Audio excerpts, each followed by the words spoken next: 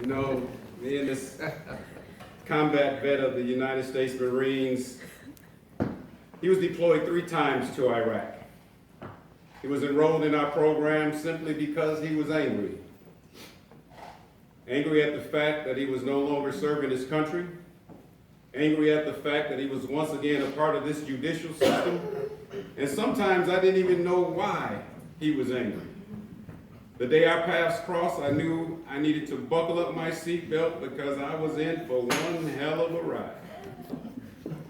He's loud, animated, full of energy from the moment he walks into the building. You know, that didn't really bother me because I understood that because I can sometimes be that way also. But what bothered me was the fact that he didn't have an off switch.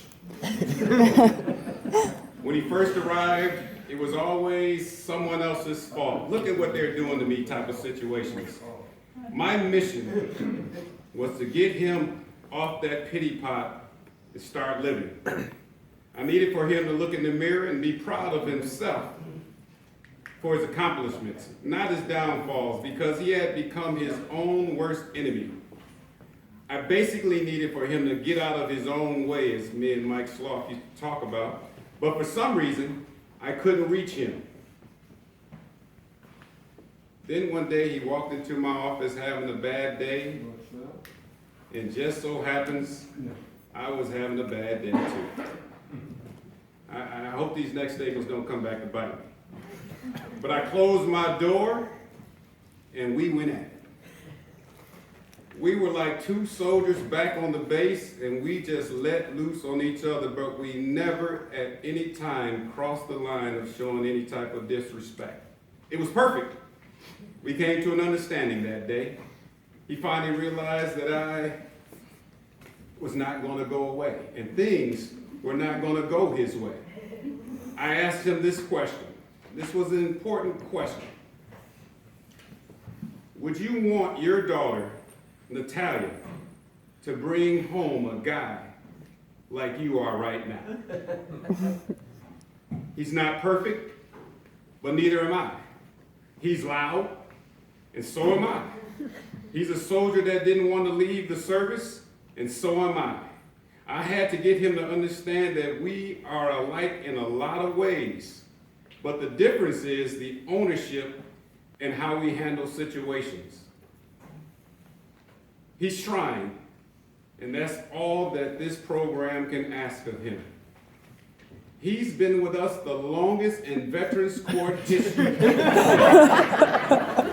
All the POs in 52-1 know him by his voice, his laugh, and everything that comes with this guy. This is a great day for Oakland County. Ladies and gentlemen, I present to you the one and only Mr. Joshua Mull.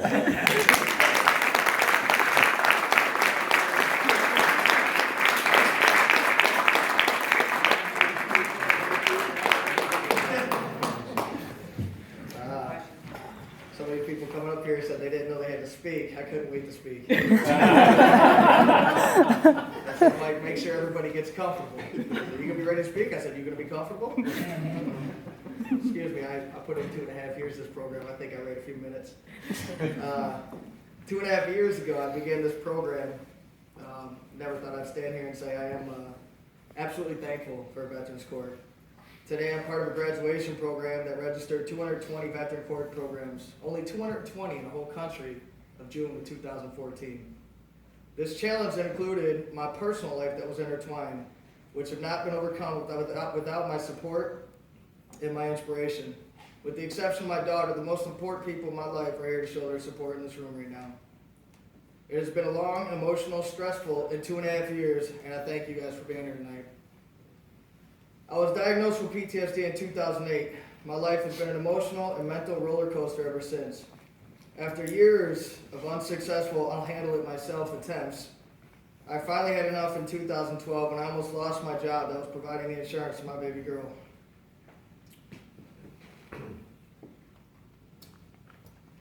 To prevent that termination, I had informed my GM at that time, who was also a Marine, that I was dealing with PTSD symptoms, and I thought I would use my EAP program at work to ensure that I was trying to take steps to improvement. That's when I got in touch with my doctor, Dr. Alicia Midland, who came here today to visit. I want to acknowledge her for sure for the work she's done the last 3 years. My progress, though hasn't been to the acceptance of some, we've been growing for 3 years and improving. Only her and I know how much that is. That's why they have doctor-patient confidentiality, I guess.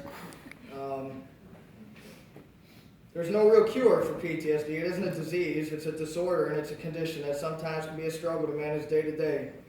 With her help, I'm here today. I owe her a great deal, and you could have walked away a long time ago. Without a doubt, you've been above and beyond the call of duty. Often you've been my battle buddy and accountability partner on your off time. You've been there for me for the depths of my pain. Together we've scaled a mountain I envisioned unattainable back then. You could have turned your back on me a long time ago, and you didn't, and I'm grateful for that. So, Mike made a point when I came into this program, I was just dealing with anger. After seeing Dr. Midland in 2012, I got sober on my own. I was 6 months sober before I became in this program, and that was my biggest drawback and problem with this whole thing. It was like I was doing this all on my own, and now you're trying to tell me that I'm not doing it on my own, and it was like I felt like everybody was taking that from me. But I tell you, dealing with my personal life the last 2 years, everything that went on with my divorce, if there wasn't a sobriety program, even though I was sober coming in, I can't promise you that I wouldn't have been drinking. Mr. McGlown, the Dr. Dre to my Slim Shady.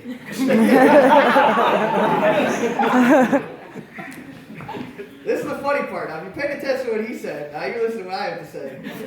He's saying the same shit he said. He once told me, and this is why he's so hard on me, you remind me of me when I was younger. Arrogant, flashy, have to be heard, gotta make your point, the loud guy in the room, not afraid of anything. I don't know if anybody's told you this or not, Mike, but you're still that guy. The only difference is what you said. You got it under control. You're a professional. You've been patient this long with me, man, and I promise I'll get there and I'll be in control one day. There you go.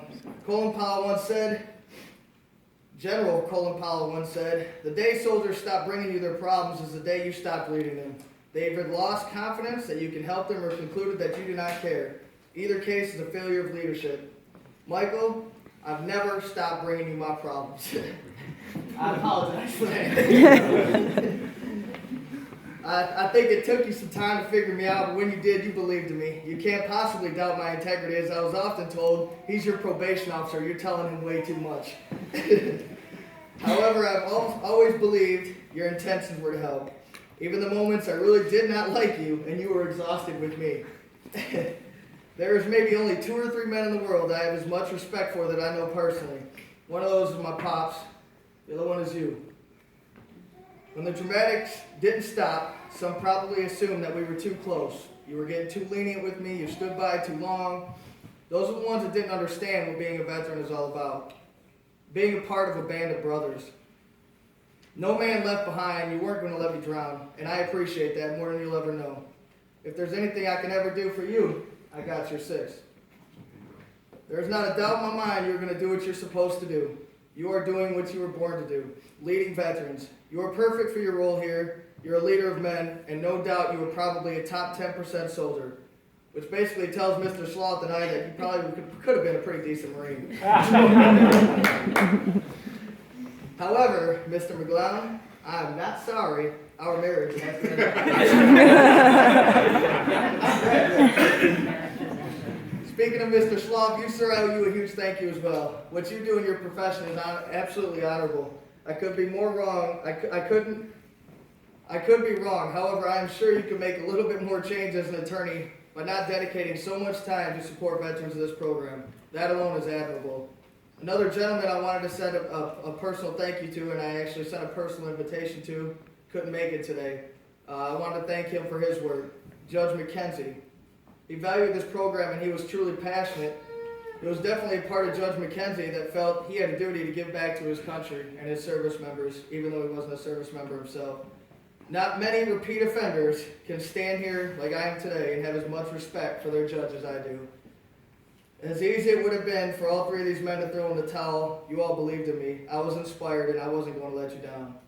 Brad Watkins, the man behind the treatment center in Battle Creek. Unfortunately, it takes too many times the last straw to get a veteran of proper care. Hopefully our country can continue to make improvements in that VA system. Thank you for getting me in Battle Creek. I learned so much there.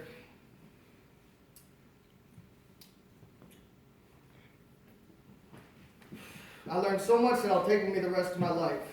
I even have a tattoo symbolizing my time there, reminiscent of my treatment. I know the why behind PTSD. I know my triggers, I know my signs. The purpose of leaving that center was to be able to be my own therapist by the time I left. I believe I have the ability to do that.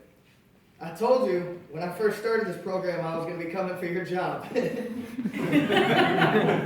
Currently, I just want to let you know I'm back in school and at EMU enrolled in their social work program, ready to give back to my warfighter community. I also want to thank my mom and dad for being here and believing in me, trusting me, helping me emotionally, mentally, and at times financially through these past couple years. Obviously, without my parents and my upbringing, I wouldn't be the man I am today, the man able to rise above adversity, hate, and struggle. All the mentors, thank you guys for giving back. Judge Reeves, thank you for participating and picking up this program where Judge McKenzie left off. I wish you the best of luck. With all due respect, I hope to never see you again. Veterans Court needs to continue to grow around this country. The system will only expand if it works. Veterans Court worked for me and it worked for a lot of veterans in this room. That says a lot for those that are leading this program. I salute every one of you involved that is truly dedicated to working with my brothers and sisters. Thank you.